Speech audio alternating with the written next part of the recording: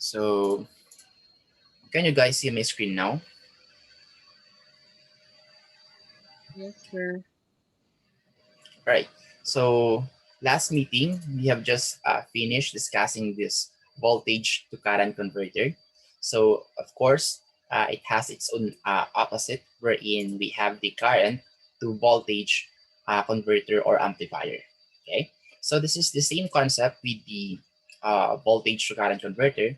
It's just that in here, our source now is the current, and then our output now will be our voltage source. Okay, so this one is a lot easier than the first one because this one is very straightforward. So as you can see from Ohm's law, that voltage is equal to current times resistance. And in fact, an ordinary resistor can be used as a current to voltage converter. Okay, so you don't actually need an amplifier, okay, an op amp, just to have a current to voltage converter. Okay? You can just have a simple resistor. So yeah, if you connect a resistor to current source, the resistor will generate a voltage that is equal to the current multiplied by the gain, okay, like the resistance. But since we are under the op amps, so in here we will apply current to voltage amplifier with the use of op amp. Okay, so using this circuit like a voltage follower, but instead of instead of having an infinite uh, resistance here, we do have a value of RF here, or the feedback resistance. Okay, and then how do we solve for the voltage output? So we have this formula, which is negative uh, input current times your resistance or feedback resistance. And as you can see, our voltage output will become negative due to the polarity of our feedback resistance. Okay, so that is why we have here the negative. And yeah, this is the much more formal uh, circuit of the current to voltage converter. So we do have here a current source, okay, which can also be found on the LT spice. And then we have here the V out, and then we have here the uh, load resistor. Okay, so let's create a simple current to voltage converter using an LT spice. Okay, so new schematic. So again, of course, we're going to use OP07, okay, the precision operational amplifier. Okay. Then of course we need rail voltages. This will be our power supply, our peak to peak power supply. So we need voltage, of course. So let's see, 12 volts. So, and we have here a resistor, which is our feedback or RF feedback resistor. And then let's say we have here 1K for now.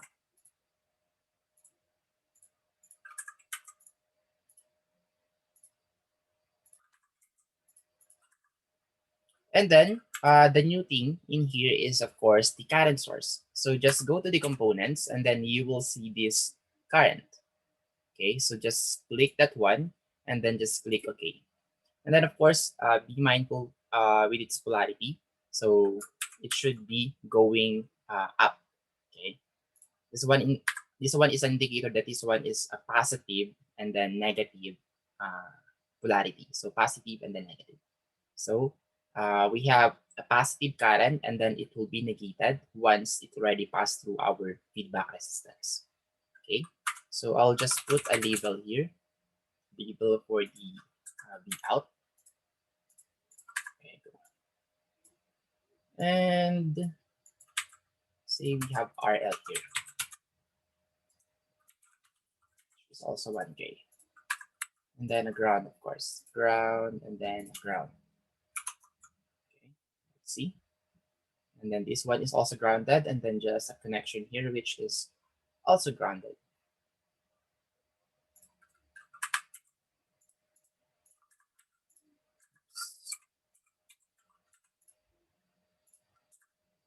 So there you go. So from here, we can now put a value for our current source. So just right click and then let's say 5 milliamps. Oh, so 5 amp. Okay.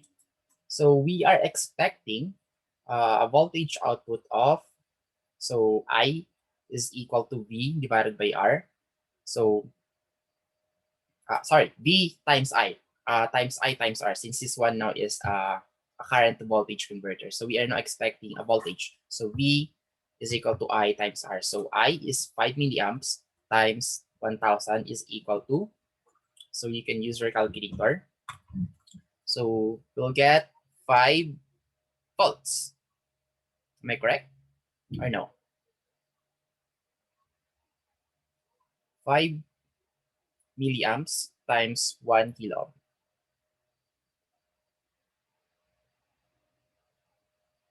Am I correct?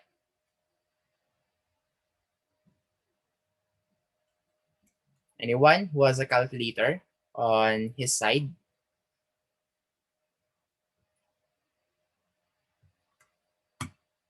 Yes, sir. 5 volt. 5 volts. Okay. Okay, so let's see whether this one is really getting a 5 volts or no. So let's run this in 50 milliseconds. So our input has, oops, our input has a 5 milliamps, okay, DC. And then once it passes through this feedback resistance, we should get 5 volts. Okay, so there you go. We have 5 volts for the V out. Okay, well, not exactly 5 volts, but at least super close, negative 4.99999. Okay, and then take note this one is negative since we have the polarity of positive negative feedback resistance in here. Okay, so introducing your laboratory 12, okay, which is current to voltage converter plus and then current to voltage converter plus and minus. So for the 12A, this one is super simple. Design a current to voltage converter with positive voltage output only. Okay.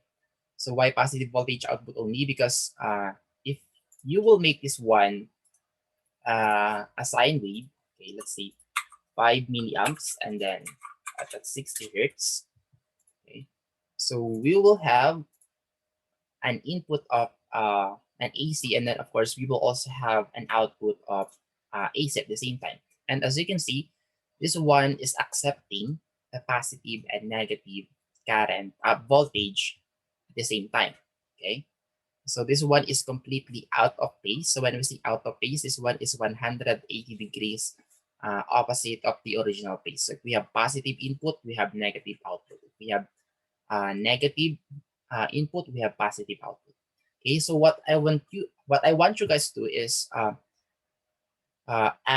a component wherein this will only accept a positive output, or this will give us only a positive output. Okay, so I should not see this negative waveform. So I should only see positive waveforms when it comes to V out. All right. So that's it for the 12A. Okay. And then for the 12B, okay. Actually, I have already answered the 12B. Anyway, since this one's just like a bonus already. So 12B, I should see a current to voltage converter circuit, and then of course having an output or voltage output of positive and negative. Okay. So I've added a hint here on how you will make this one, or how will you filter out the negative waveform. So you can use a Zener diode or just a diode to get the preferred voltage output. All right. So this one is super easy. And then the same for the last one. It's just like the reflection or conclusion. And then the benefits of this kind of circuit in our industry. Right. So any questions so far regarding with your uh, laboratory 12?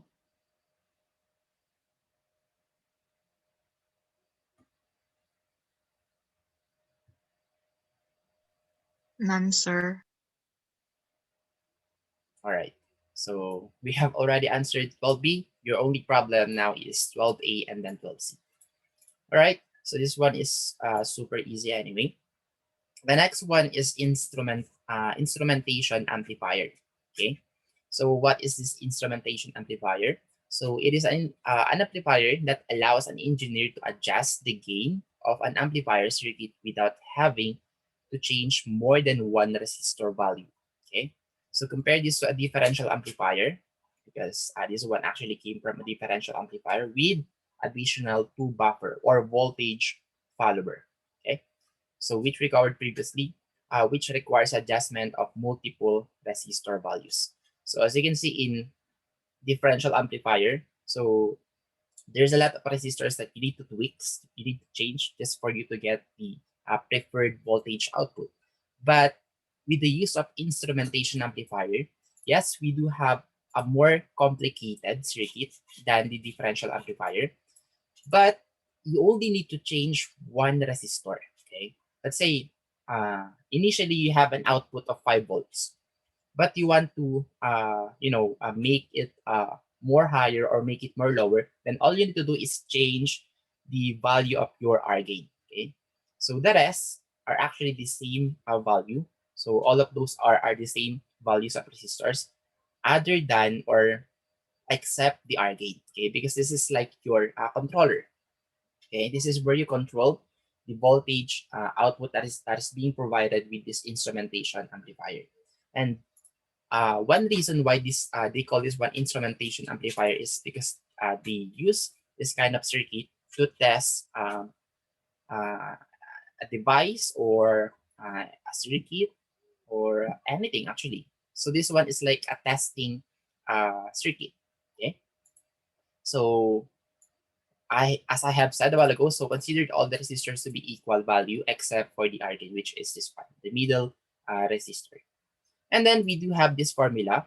So again, this one is kind of similar with the differential amplifier. So we have the V2 minus V1 times 1 plus 2 times R divided by R gain. So whatever is the computation on the V2 minus V1 will be amplified with this kind of formula, 1 plus 2R divided by R gain. So this one has a derivation. Okay, so there's a lot of articles and there's a lot of uh, call this one a website that uh, this formula came from or derived from. Okay, so this one has a long process when it comes to simplifying this kind of circuit. So initially they only have this differential amplifier, so it's longer than that, and then they've added this one, and then they simplified it again, and then they've added another one, which became a totally instrumentation amplifier, wherein they've come up with a simpler formula, or a more simplified formula, which is now this one. Okay, so for V2 minus V1, this is just simply the inputs on our buffer or on our voltage follower. So just take note on the signs. So we have here, let's say this one is grounded or going to the resistors. So the same with this one negative. So inverted uh, input and then inverted input. And then our inputs will be coming from the positive voltage follower. So positive here and then positive also here. And then lastly, we have here the look-alike circuit of a differential amplifier. Okay, so that is why uh, this one is a little bit similar when it comes to differential amplifier. All right, so what are the advantages of the instrumentation amplifier? So the first one here is it is possessing extremely high input impedances on the V1 and V2 inputs. Why? Because they connect straight into the non-inverting inputs of the respective op-amps. And it's adjustable gain that can be set by a single resistor only. So before we have to tweak many resistors, but in instrumentation amplifier, just only one, which is the R gain. Okay. Second, it eliminates the need for input impedance matching. Okay. So before we were worried, will this be enough or will this be good? to match the, let's say, voltage to current delivery or current to voltage delivery. So in here, you don't need to mind that one. Okay, so no matter how high is the impedance on your input, so it's okay to your output. Okay, so that doesn't have that much effect on our output, and thus make the amplifier particularly suitable for use in measurement and test equipment. So as I have mentioned a while ago, this one is mostly used to test some equipments or devices or a certain circuit. Okay, all right. So using this circuit, let's create this one on the LT Spice. So let me just erase this one and maximize this one. All right. So of course, we need an op amp, which is still the OP07. There you go. And then this one, of course, has a real voltage. Positive, negative. And then those two are, of course, grounded. And then this one, let's say, so I'll just I'll put it to the, I'll put it to a large value, okay, not maximum, because we cannot say that this is the maximum value. But I'll put here 100 volts. So this is already an exaggeration. But anyway, just to be safe, okay, because this is our peak-to-peak limitation of our output waveform. Okay, and then we have here the two resistors, 2, 4, 6, 7. So 2, 4, 6, and then 7. All right, so this one is like our feedback resistance. Same with this one. This one is grounded. Connected, connected, connected. All right. So this one is also connected here and here. This one right here and here, and here, here, here, here, here. There you go. Correct. And then, of course, to another op amp here, which is still the OP07. OP07. Okay. So one here and then another one right here. Oops. Okay, so let me just copy this one. And this one is connected right here. And as you can see right here, we have positive on the lower portion of our op amp, but in here we have the negative side. Okay, so for you to interchange those two, so highlight this one first, and then the next thing that you want to do here is rotate, Control R. Okay, so rotate it on that side and then mirror it. Okay, so I forgot the shortcut key for the mirror, but I'll just do it here manually. Okay, so this is the mirror, and then this is the rotate. So I'll click the mirror one. So there you go. So from there, we now have the negative below. Okay. But of course, be wary also when it comes to its VCC and VAE or your real voltages. So your negative is now on the upper side, and then the positive now is on the lower side. Right. So of course we need to have a voltage supply for this one. And this one is connected here also. Correct? And then we have here the 2 voltage input. So positive to positive. And then of course they are also grounded. And then 4 more voltage source. So negative right here, and then positive right here. And then for the other side, this one is positive. And then this one is negative. Okay, there we go. There we go. Then this one is grounded. This one is, oops, grounded, grounded, and then grounded. So there you go. We have a total of 2, 4, 6 rail voltages. Okay, and then 2 another voltage inputs for our op-amps. And then this one is connected here, and then this one is also connected here. All right, so we're now done, I guess. Not yet. So this one is connected right here. And grounded. So did I miss something? This one is not connected. Right, so we're good to go. So from here, it says here that all of the resistors are equal in value except the R gain. Okay, so I'll just put here 1K, 1K, 1K, 1K, 1K. Okay, and then say for now this one is also 1K.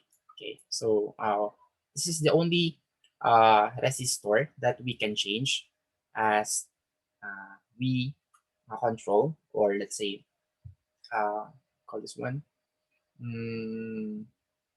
make the voltage output higher or lower. Okay, and the same with the rail voltages of your voltage follower.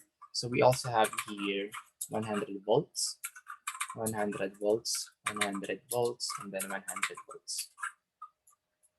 Okay, and then let's say your V sub 2 is equal to 5 volts, and then your V sub 3 is equal to 2 volts. So using the formula, I would like you guys to get your calculator, and then yeah, apply this formula on our LT Spice values. So we have, oops, we have V2, which is equal to 5 volts, and then V1, which is equal to 2 volts. So I will also use my calculator. So 5 minus 2, and then 1 plus, so your 2 here is still 2, and then your R here is the equal value of resistors, which is 1K.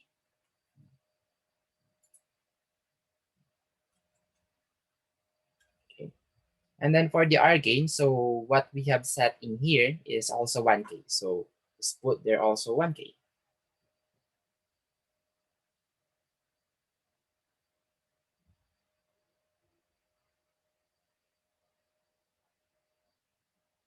All right, so what did you guys get? 9, sir. So we have here, yeah, the same with me, we have the same answer, which is 9 volts. All right, so let's see whether this one is really correct or no. So we run this one for 50 milliseconds. Okay, so let me just include a label, V out, for this side.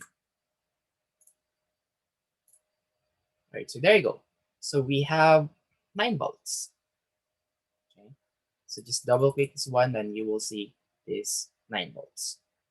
Okay, so if you're going to do this one step by step, so here you can see that this one became negative 1 volt now, and then this one became still 2 volts rather, and then this one is still 5 volts, and then this one will become 8 volts. And then as you can see right here, it will pass through this resistor, R5 and then R3. So your 2 volts will become negative 1 volt. So why is that? Because this one is like working a voltage divider on this side only. But on this part wherein your V sub 4 will pass through R6 and then R4, it's not the same as like a voltage divider. Why? Because it's already getting a feedback from our voltage output or R1 or R2. And then as you may recall, amplifiers or op amps, operational amplifiers tends to equal the two inputs. So mostly the inputs here in negative is the same with this positive input. So as you can see, if we're going to click this one, so 4 volts, and then for the positive, it's also 4 volts. So that is why this 1 volt is not the same with this one anymore. Okay, so supposedly we're expecting 2.5, right? But it's not the case anymore. So as you can see, it's now 8 volts. Okay, so due to the feedback resistance of this amplifier. All right, so this one is correct, which is 9 volts. Okay, so let's say we want to lessen the voltage output. Of course, all you need to do is change this one, change the value of your R gain. So let's say 500 ohms. So let's see what will happen to your output.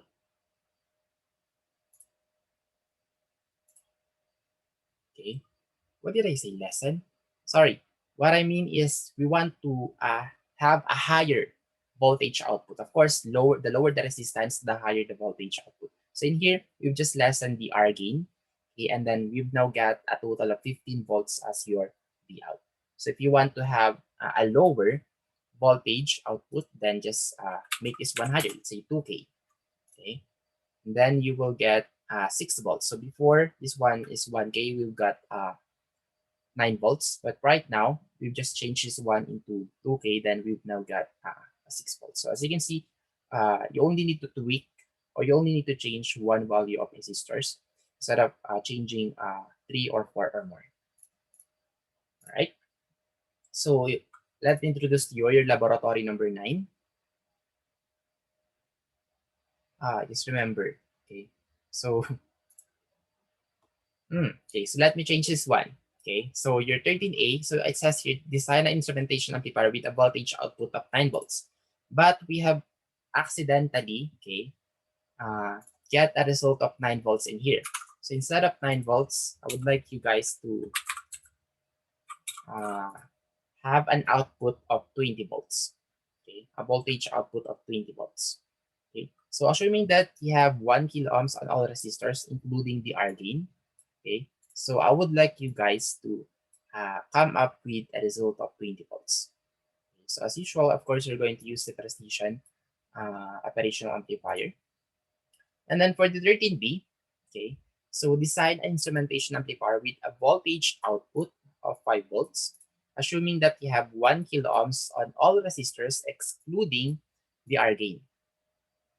Okay, so in here, the one that you're going to tweak or to change here is the R gain. So for the 13A, the one that you need to change is the voltage inputs, your V1 and V2. But in here, V1 and V2 is already given. So for V1, it's 10 volts, and then V2 is 15 volts. Of course, they are sinusoidal wave or AC input. So the same use the proper amplifier on this, which is designed to work as a precision operational amplifier. So as usual, you're going to take a screenshot of your schematic and then the graph of the current input and then the voltage output. By current input, voltage input, and the voltage output. There you go. And then the last one, so same, this is like a reflection or conclusion. So from those circuits or problems that you have accomplished, what are your thoughts about instrumentation amplifier? And then what are the benefits of it in our circuit industry? So give a scenario on where we use such circuitry. All right, so any clarification so far regarding with your laboratory number 13?